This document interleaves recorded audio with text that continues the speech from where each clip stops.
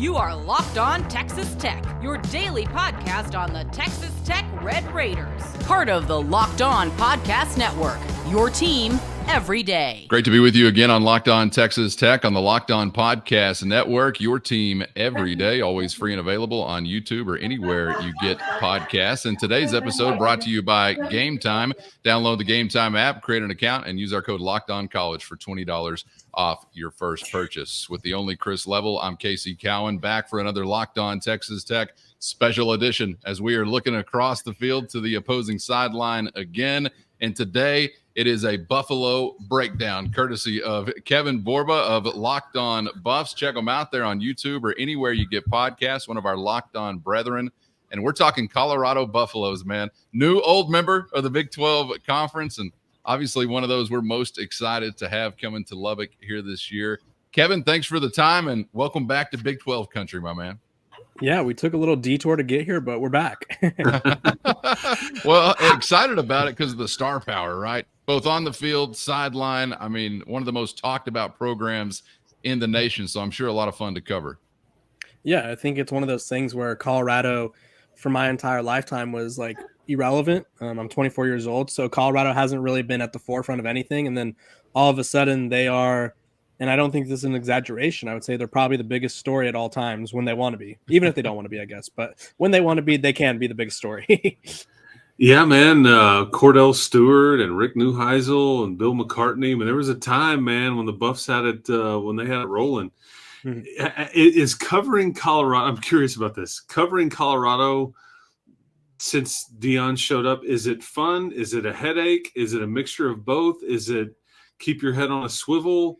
I mean, kind of take me through the dynamic of all the craziness that comes out of Boulder. Oh, it's awesome. I think realistically what we want when we cover sports is for people to be interested and entertained and stuff. And he always brings entertainment and he always brings interest, whether people are interested in him because they love him or hate him. That's a different reason. My comment section is constantly people debating each other or debating with me, depending on what I say about whether or not they agree with me or certain takes about Deion. But I think he brought a new sort of demographic and fandom to college football. And I think while a lot of people want to sort of criticize him for being overly confident and having his sort of, I guess we'll call it swagger, he's brought a lot of new fans to the sport. And I think we have to remember that new people are allowed to enjoy the sport too.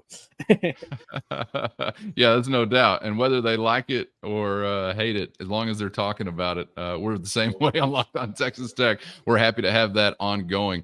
Man, the roster going to be really interesting, obviously, heading into the year. I mentioned some of the star power that we know about, but another renovation as far as the portal class is concerned, highly ranked, depending on what service you're looking at, one of the top 5, top 10 in the country.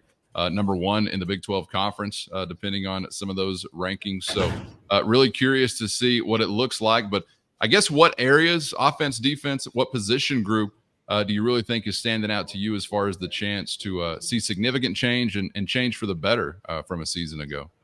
Yeah, I think you have to go with both the offense line and the defense line. Last year, the offense line was like atrocious. I think they gave up, oh my gosh, I think the number was like 55 sacks. I know Shedeur Sanders in his 2 years at Jackson State was sacked around the same amount of times combined in those 2 years that he was last year. So the offensive line was terrible last year. I think it was a combination of poor talent evaluation. I think it was a combination of the system not really benefiting them all that much because they wanted to throw the ball and they wanted to use pace. And those guys just couldn't block anyone in pass sets, and they couldn't. I don't think they could keep up with their own offense if we're being realistic. So they brought in, the number is around 10 to 11 new offensive linemen. So they're probably going to have an entire new offensive line headlined by 5-star freshman Jordan Seaton, but they also got starters from Power 5 programs. They got guys who played significant snaps at Group of 5 programs, whereas last year was kind of like, okay, this guy was ranked high, didn't play a lot, but he's here. And so the offense line is the one that stands out to me. And then the defensive line, they did a mixture. They took in highly recruited guys that didn't really pan out at previous stops. And then they also got some experienced guys from the Big 12 or other power conferences. So I think the trenches will be a lot better because we all know if you can't win in the trenches, you're not going to win much. Last year, this program was a mystery as it debuted. I think the folks in Fort Worth kind of were like, we're not sure what we're going to get today. And then it is like, okay, here we go. And they had a hard time keeping up with it. As we saw, you mentioned that they played fast. They were explosive, not great up front. Defensively was kind of hit and miss. I'm curious, schematically, with two new coordinators now, will they be same as last year? Is it different? And kind of take me through what the folks at North Dakota State will see and the folks at Nebraska will see kind of as this version of this team kind of debuts this year. Yeah, I feel it almost feels similar to last year where it's like we don't know a lot about this team because they brought in 40-something transfers again. They, like you said, they changed their coordinators, but realistically, they've talked about putting an emphasis on running the ball. It wasn't really something that they did last year, but it wasn't something that they could do. The offense line didn't allow them to run the ball, so there was really no point in handing the ball off to lose 4 yards every play. Like, it just didn't make sense. So they'll run the ball more. I think a lot of people are getting caught up in running the ball, but Pat Shurmur, he wants to air that thing out. He did it in the NFL.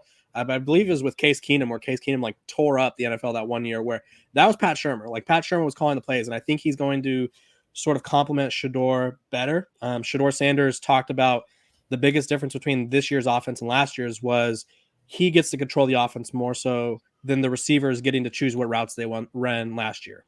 He also is going to have a better offensive line. So you talk about an offense that he likes and then a better protection system for him. I think the sky's the limit for them on offense. And then defensively, they brought in someone who's never coordinated before. So we're kind of working from ground zero there. But they brought in so much talent in the secondary, in the defensive line, where I think all he has to do is just get them in the right position. Like, there was just times last year, the Stanford game stands out specifically. It was probably past your guys' bedtime, to be honest. Colorado goes up 29-0. Everyone goes to bed. And then all of a sudden, Stanford comes back and wins in double overtime. Colorado, I think, had the most illegal substitution penalties I'd ever seen in my whole life on defense. Like, I didn't even realize it could happen more than once. Like, I didn't fathom that, like, this could be a repetitive mistake. And so I think if he just brings discipline, better tackling, and just an overall he has a better group of talent. So I think it should be better.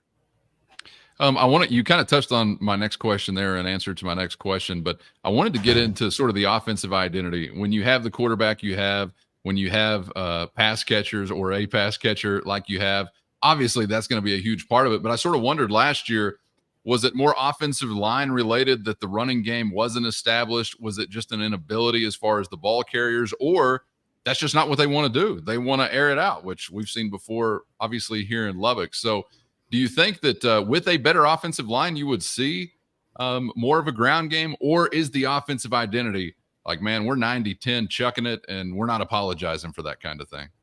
Yeah, I would say there's kind of like a misconception about them not wanting to run the ball. There's a whole narrative for those who aren't really like dialed in all the way to Colorado, where it's like they're going to throw the ball because it's daddy ball. It's because the son's at quarterback.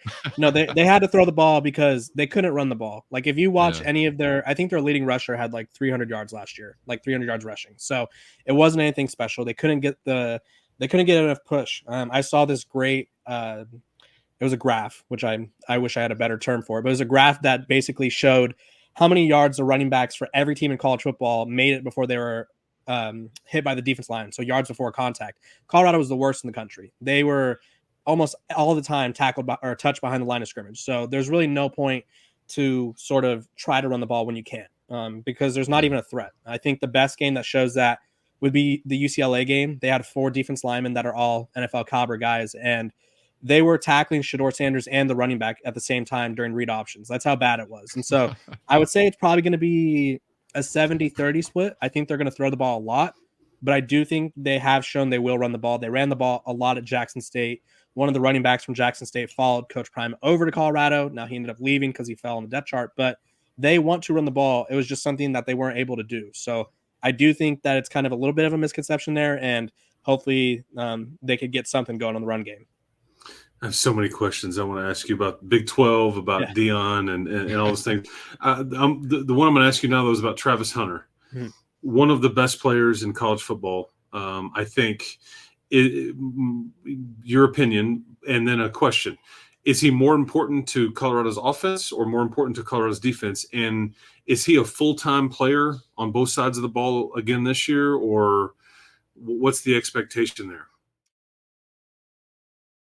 First, today's episode brought to you by eBay Motors, and eBay has everything you need to maintain your vehicle and keep that ride or die ride on the road, or elevate your car's game to the next level of performance. Superchargers, roof racks, exhaust kits, LED headlights, accessories of all kinds to fit your style, whether it's speed, power, or design you're into. eBay Motors has you covered with over 122 million parts to perfectly fit what you need. Just head over to ebay.com/motors, where you'll always find exactly what you're looking for, and at no risk because of eBay's guaranteed fit. Your part is guaranteed to fit just right every time, or your money back, keeping you burning rubber and not burning cash. With all the parts you need at the prices you want, it's easy to keep your ride or die on the road and moving your life forward at ebay.com/motors. eBay guaranteed fit, only available to U.S. customers, eligible items only, exclusions do apply. The one I'm going to ask you now, though, is about Travis Hunter. Mm-hmm. One of the best players in college football, I think. Your opinion, and then a question. Is he more important to Colorado's offense or more important to Colorado's defense? And is he a full-time player on both sides of the ball again this year, or what's the expectation there? Yeah, I think he makes more of an impact on defense just because their wide receiver group is so good this year. I think it's fair to say they have a top 10 wide receiver unit in college football. And without Travis Hunter, it's probably a top 15. So like they have so many weapons at receiver where they don't need him as much on offense as they do on defense. I think on defense, they got some corners to really complement him. They had to replace Cormani McLean. They had to replace a guy like Amarion Cooper, who started a lot of games for them last year, and they both left the program. And so they brought in two guys who played. One of them played a lot at Oklahoma State, and then the other one played a lot at Liberty, who they're going to start alongside with him, and they're going to make his life easier on defense. But I just think in a conference like the Big 12, where in most cases they're going to air that thing out, they want to throw the ball around.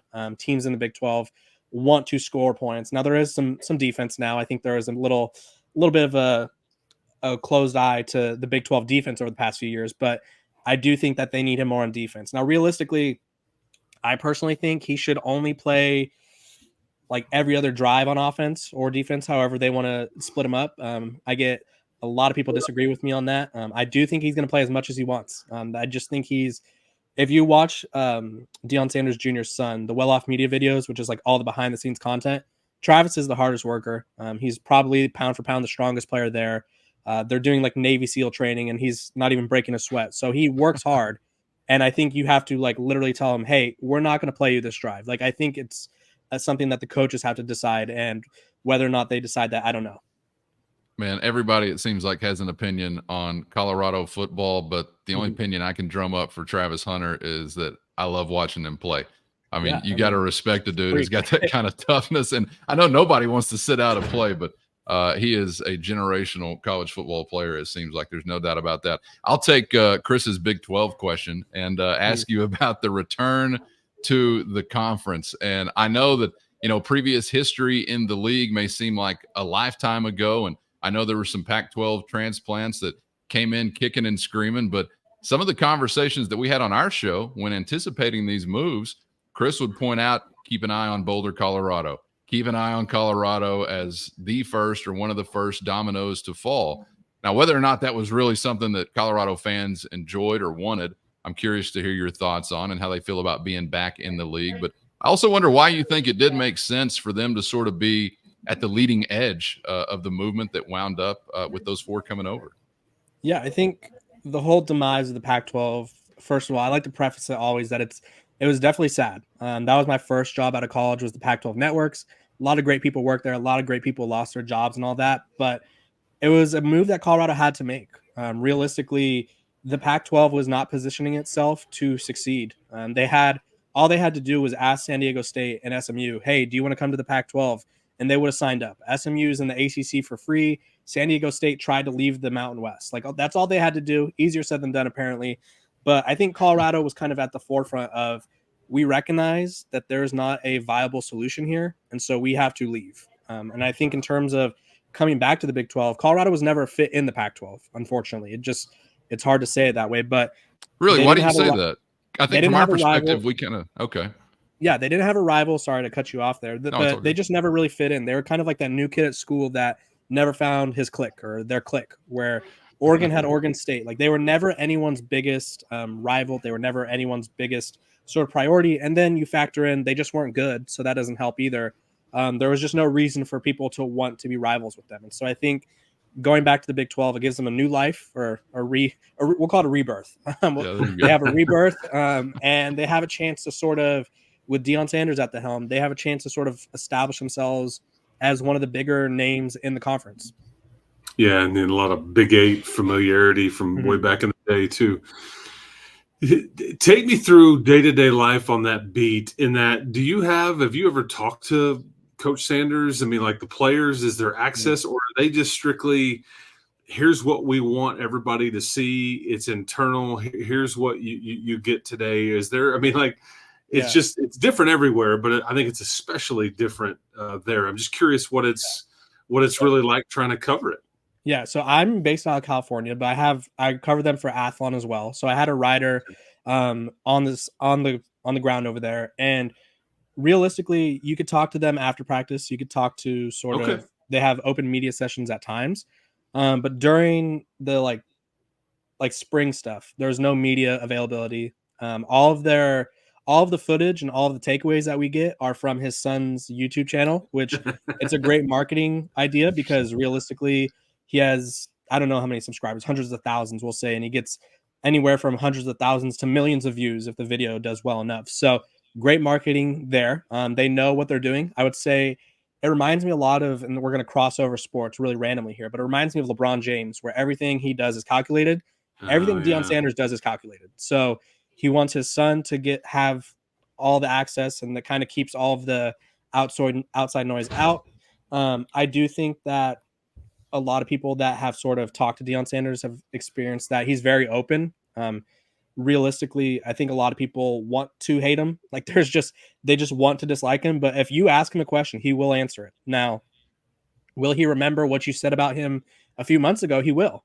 He's got the memory of an elephant. I think it was after the TCU game that we talked about earlier. Receipts. He called out Ed Warner and was like, "Hey, I remember what you said about me a month ago or whatever. I remember what you wrote about me." And so they keep track of those things, and it was actually pretty cool. It was like right after the first week or so, Deion Sanders Jr. posted one of my articles on Instagram because I was writing about all the criticism they had received.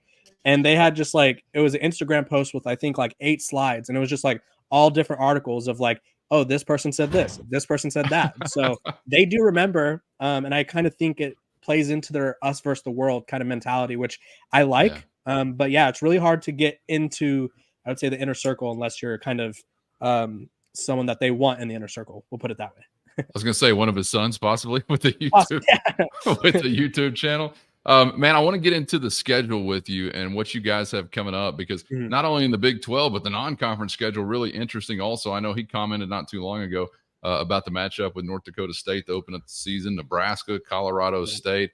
I mean, these are going to be some emotional ball games, if not just outright, competitive challenges. So what do you make of the start? And I'm curious, obviously you don't have the record that you want last year, but the momentum and energy around the program still has to be incredibly high for the fan base. So is there like a hot seat or a high expectation to get things going quickly this year? Is there any patience? If that exists anywhere, I don't know. But what do you think about the temperature around the program? I think it's different for Deion Sanders. Like, we'll just call a spade a spade. He's at a different level of fame than any other college football coach in the country. I think only Nick Saban, who's obviously no longer in college football, rivaled his fame. And even then, I think Deion Sanders had more of a cultural impact than Nick Saban did.